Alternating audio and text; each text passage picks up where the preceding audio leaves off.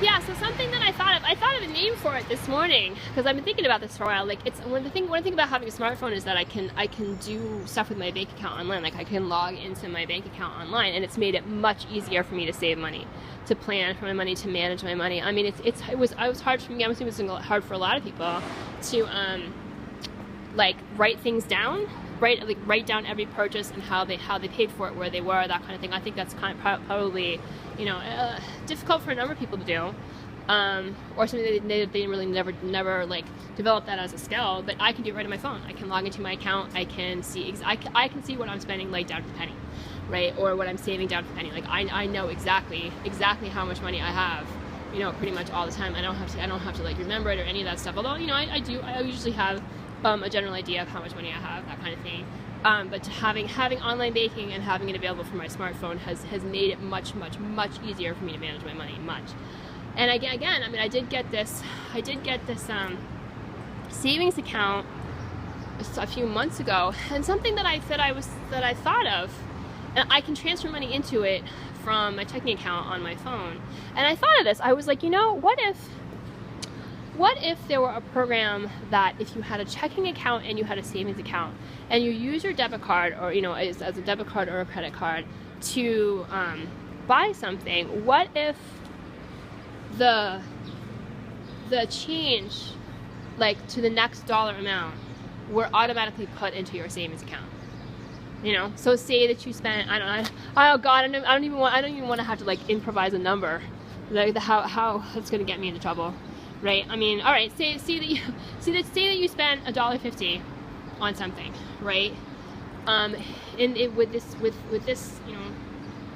this type of program, then your bank would automatically put the next 50 cents into your savings account. So you would end up, and yeah, I mean, this is too bad. I can't do anything about the numbers here. I mean, I did the best I could.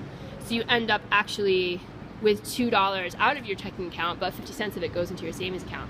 So I was thinking you could have that both for, you could have like kind of two types of it. One would be rounding it up to the nearest dollar amount, and then one could be rounding it up to the nearest $5 amount, right?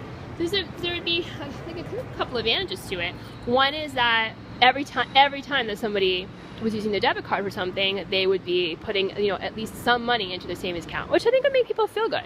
You know what I mean? I mean, I know I'm not the only one who walks around most of the time with that sort of either a conscious or vague thought about, like, how much money I don't have, and what should I, and how much more I could be saving, or what, that kind of thing, or just feeling like, oh, I have no money, that kind of thing. But if you know that every time you are spending any money at all, a little bit of what you're spending goes into your savings account, you probably feel better. At least it's something, and that stuff can add up. Even just a few dollars can really mean something to somebody. I've been in that situation. Like, I've been in this situation being homeless, that I've had to get through. I mean, the first 2 years, the first year and a half that I was living in Boston homeless, I did not have any money at all. Literally did not have any money at all. I didn't have the money to take the train. I didn't have anything. I didn't have $1. And I lived for an entire year like that.